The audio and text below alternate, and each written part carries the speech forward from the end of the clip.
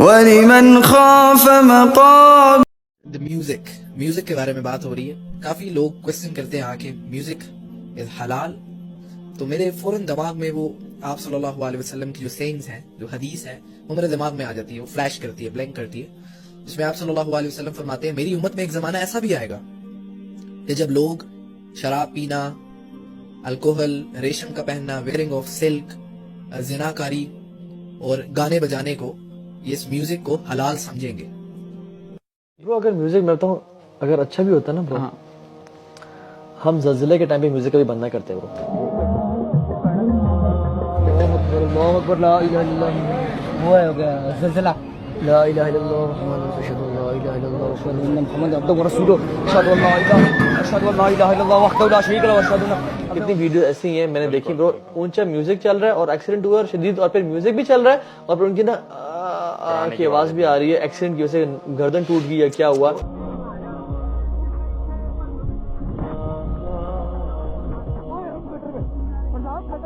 Imagine waking up on the day of Qiyamah, अल्लाह ताला गज़बनाक है और आप म्यूजिक सुनते सुनते खड़े हो रहे हैं। अगर बंदा अपनी जिंदगी जिस तर्ज पे गुजार रहा है ना, उसकी एंडिंग उसी पे ही होगी। What goes around comes around। और जो शख्स, जो मुसलमान क़यामत के दिन फरिश्ते सामने रब्बुल आलमीन है और वो म्यूजिकल वर्ड्स अपनी ज़बान पे रिपीट कर रहा है, क्या बनेगा?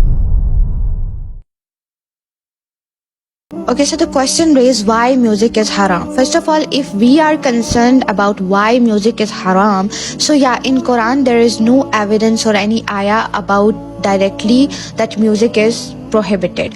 But yeah, in Surah Luqman, verse number 6, Allah says that among them there are those people who purchases idle tales without knowledge and without meaning, and they misleads the people away from the path of Allah subhanahu wa ta'ala and even ridicule the path of Allah subhanahu wa ta'ala. So these are the people who will receive a humiliating punishment. So based on this, if you visit Tafsir, many have said that these idle tales without knowledge, without meaning, refers to an un-Islamic songs and the musical instrument. So if you read this tafsir, you will get the point, inshallah. And as far as the Prophet Muhammad sallallahu alaihi wasallam prohibited music, there are various hadiths like Sahih Bukhari 5590, where peace be upon him said, among my followers there will be some people who will make adultery and fornication, as well as wearing of silk, drinking alcoholic drinks, and the use of musical instruments as lawful. So this hadith is very clear cut that the musical instruments are haram, and we know that big percentage of people who are involved in this illegal sin, still knowing that the music and especially nowadays lyrics ridicule the path of Allah subhanahu wa ta'ala, but they are still involved. But it is now clear cut that music is haram. इसका ताल्लुक है, sorry to cut you, lyrics के साथ। हम musical instruments के effects की बात करें, देखिए लिरिक्स कुड बी गुड। मेरा बबल पता है कैसे टूटा था?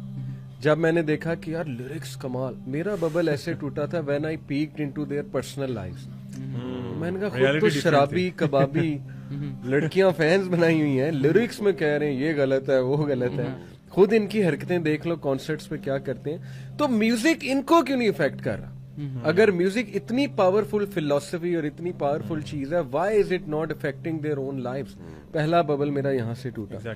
दूसरा बबल मेरा यहाँ से टूटा कि जब मैंने खुद कुछ बैंड्स हमने बनाने की कोशिश की, फैसलाबाद में जैमिंग भी करते थे हम, मेरे कई दोस्त थे, वो रात को कहते थे जी आज, जो ड्रम वगैरह रखा होता था, बेस और वो पूरा गिटार वगैरह।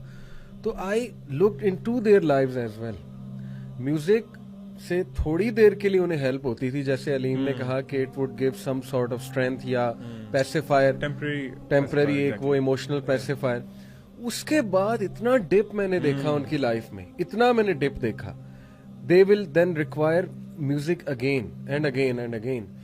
तो यहां से मेरा बबल टूटा। And when I found the Quran और पोइट्री, इकबाल की पोइट्री, लामा इकबाल, आप देखें कि उसके असरात, कुरान को तो आप मतलब मुकाबला ही नहीं कर सकते ना। जो असरात कुरान के हैं वो तो गोरे अगर उस पे कभी MRI स्कैन्स कर लें एक बंदे पे जो कुरान की तरह, तो वो पागल हो जाएंगे, वो सारा उसका ब्रेन का MRI स्कैन देख के। तो वहां से मेरा बबल टूटा कि यार जो फिलॉसफी, जो मीनिंग मैं ढूंढ रहा था लिरिक्स में, म्यूजिशियंस के लिरिक्स में, लुक एट द कुरान। और लामा इकबाल की पोइट्री मौजूद है, कितनी स्ट्रॉन्ग पोइट्री। और भी कई पोइट पंजाबी के बड़े शायर हैं, बड़ा अट्रैक्ट करती है, इंसान की नेचर है, पोइट्री इंसान को अट्रैक्ट करती। तो आप जो बात कर रहे हैं ना वो पोइट्री की बात है, लेकिन वो लोग जो आपके दोस्त हैं ना उनसे काउंटर सवाल हमें ये करना चाहिए कि अगर ये इतनी स्ट्रॉन्ग और अच्छी चीज है, why is it not changing them? Exactly. Why is it not helping them?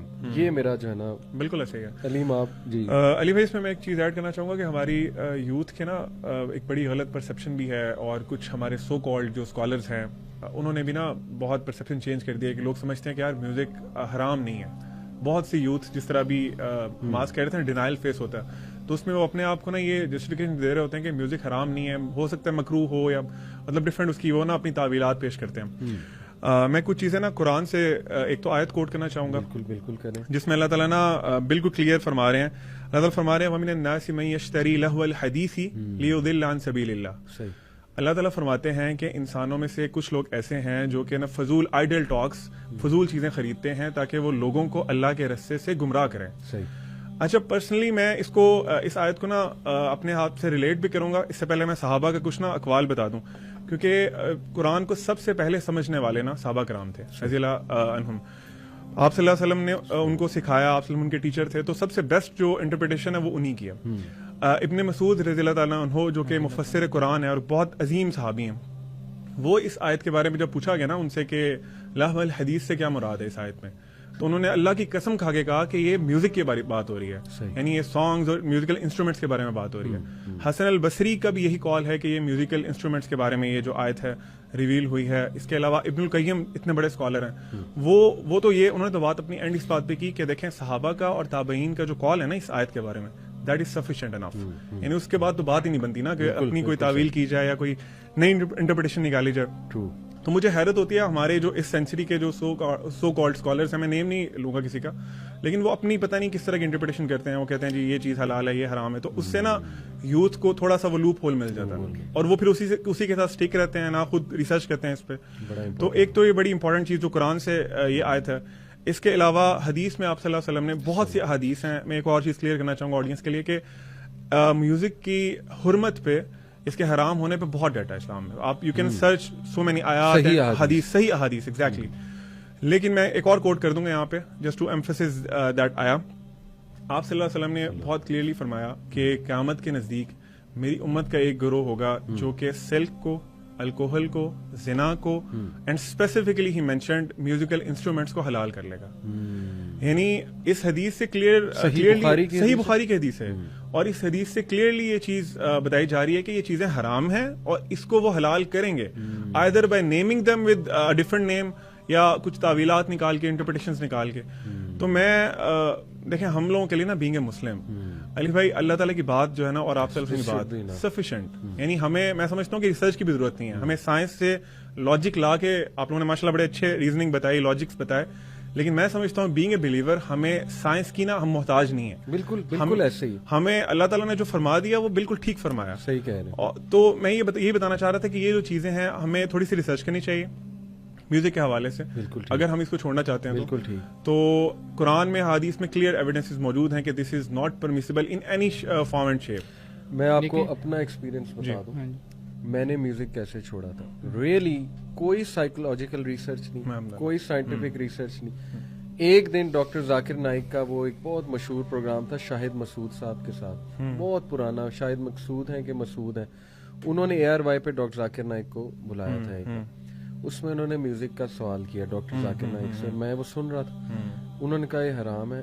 आगे हदीस कोट कर दी जो आप, बिलीव यू मी कि that was enough for me, अल्हम्दुलिल्लाह। लेकिन unfortunately we are living in times of फितना, एग्जैक्टली, तो लोगों के काउंटर आर्गुमेंट्स बहुत होते हैं, तो मैं समझता हूँ थोड़ी बहुत रिसर्चेज। मेरी